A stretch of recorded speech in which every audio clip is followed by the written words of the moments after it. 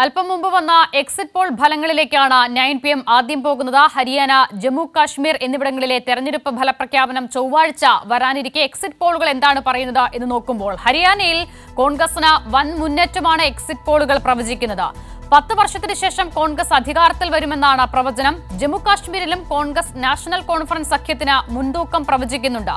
കശ്മീർ താഴ്വരയിൽ BJPക്ക് വൻ തിരിച്ചടിയുണ്ടാകുമെന്നും എക്സിറ്റ് പോളുകൾ പറയുന്നുണ്ട്. ഹരിയാനയിലും സമാനമായ രീതിയിൽ ഭരണവിരുദ്ധ വികാരം വലിയ തോതിൽ ആഞ്ഞടിക്കുമെന്നും BJP വലിയ തിരിച്ചടി നേരിടും ഹരിയാനയിൽ എന്നുകൂടി പറയുന്നുണ്ട് എക്സിറ്റ് പോളുകൾ. സജീവമായി രാജ്യം ചർച്ച ചെയ്ത കർഷക പ്രക്ഷോഭം ഉൾപ്പെടെയുള്ള വിഷയങ്ങൾ ഈ തെരഞ്ഞെടുപ്പിൽ പ്രതിഫലിക്കും എന്നുള്ളതാണ് എക്സിറ്റ് പോൾ ഫലങ്ങളിൽ നിന്ന് മനസ്സിലാക്കാൻ സാധിക്കുകയും ചെയ്യുന്നത്. വിഷ്ണു തലവൂറുണ്ട് വിവരങ്ങൾ നൽകാൻ എക്സിറ്റ് പോളിന്റെ സമഗ്ര ചിത്രവുമായി. വിഷ്ണു, ഹരിയാനയിൽ വലിയ തിരിച്ചടി BJP നേരിടും. ജമ്മു കാശ്മീരിലേക്ക് വരുമ്പോൾ ഏറെക്കുറെ ഒരു തൂക്ക് മന്ത്രിസഭ എന്നുള്ള നിലയിലേക്ക് കൂടുതൽ എക്സിറ്റ് പോളുകളുടെ പ്രവചനം വരുന്നു. എങ്ങനെയാണ് സമഗ്രമായ വിവരങ്ങൾ? അസുത തീർച്ചയായിട്ടും ഇത്തവണ ഹരിയാന തെരഞ്ഞെടുപ്പിലേക്ക് വരുമ്പോൾ BJPക്ക് വലിയ തിരിച്ചടി ഹരിയാനയിൽ നേരിടേണ്ടി വരുന്നു എന്നതാണ് എക്സിറ്റ് പോളുകൾ പ്രവചിക്കുന്നത്.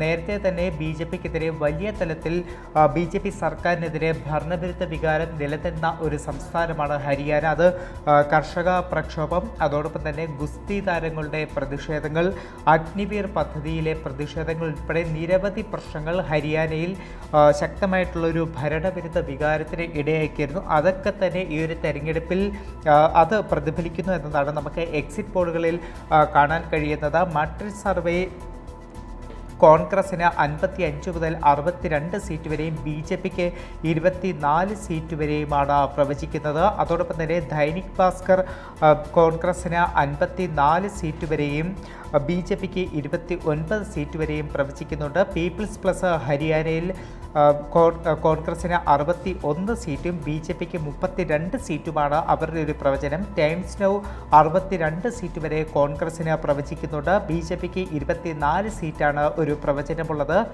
ധ്രുവ റിസർച്ച് 64 സീറ്റാണ് കോൺഗ്രസിന് നൽകുന്നത്. അതോടൊപ്പം തന്നെ BJPക്ക് 32 സീറ്റും അവർ നൽകുന്നുണ്ട്. എന്തായാലും 90 അംഗ ഹരിയാന നിയമസഭയിൽ BJP വലിയ തിരിച്ചടി നേരിടുന്നു എന്നതാണ്, അല്ലെങ്കിൽ BJP തകരുകയും കോൺഗ്രസ് ഒരു കംപ്ലീറ്റ് സ്വീപ്പിലേക്ക് ഹരിയാനയിൽ പോവുകയും ചെയ്യുന്നു എന്നതാണ് നിലവിൽ പുറത്തു വന്ന എക്സിറ്റ് പോളുകളെല്ലാം തന്നെ സൂചിപ്പിക്കുന്നത്. അതായത് കഴിഞ്ഞ 10 വർഷത്തെ BJP ഭരണത്തിന് അന്ത്യം കുറിച്ചുകൊണ്ട് കോൺഗ്രസ് ഹരിയാനയിൽ അധികാരത്തിലേക്ക് എത്തുന്നു എന്നതാണ് ഇപ്പോൾ പുറത്തു വന്നിരിക്കുന്ന എക്സിറ്റ് പോൾ പ്രവചനങ്ങളെല്ലാം ചൂണ്ടിക്കാട്ടുന്നത്. അതോടൊപ്പം കാശ്മീരിലേക്ക് വന്നു കഴിഞ്ഞാൽ ഒരുപക്ഷെ കാശ്മീരിൽ തൂക്ക് സഭയ്ക്കുള്ള സാധ്യതയാണ് ഇപ്പോൾ എക്സിറ്റ് പോൾ പ്രവചനങ്ങളിൽ നമുക്ക് കാണാൻ കഴിയുന്നത്.